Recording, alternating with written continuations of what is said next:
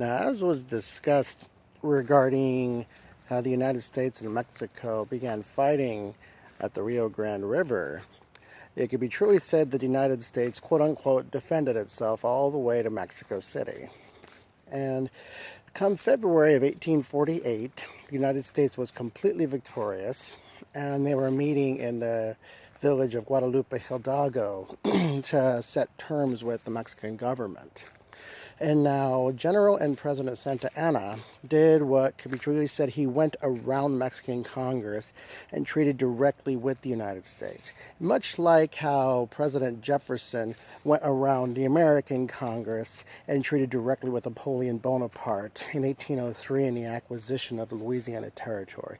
Our difference was Jefferson effectively doubled the size of the United States, where Santa Anna was going to be handing over 1/3 of the nation. And so what happened here was very unique in warfare. The United States was on a war of conquest, but what they did was very unique.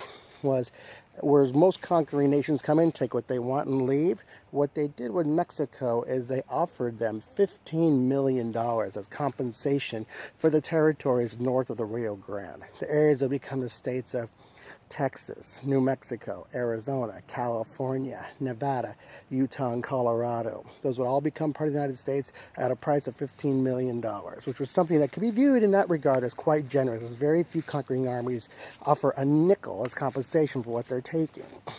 Now, they treated directly with Santa Anna, who broke Mexican law. Now, because Mexican law stated that any treaties had to be ratified by a 2/3 majority of the Mexican Congress. And so they treated directly with Santa Anna, who took the $15 million and fled. So here's the Mexican Congress and the Mexican people. They're in Mexico City, and they are occupied by the United States Army, and the only way they're going to be able to get that army to leave was if they ratify this treaty and effectively sign away 1/3 of the nation.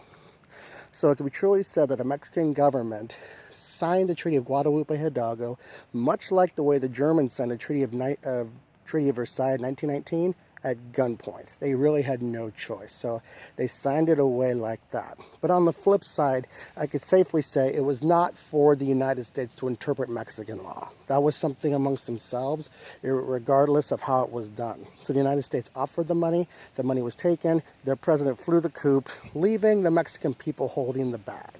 However, the border was stabilized, and the United States settled all claims with the American citizens with the Mexican government. So, there you go.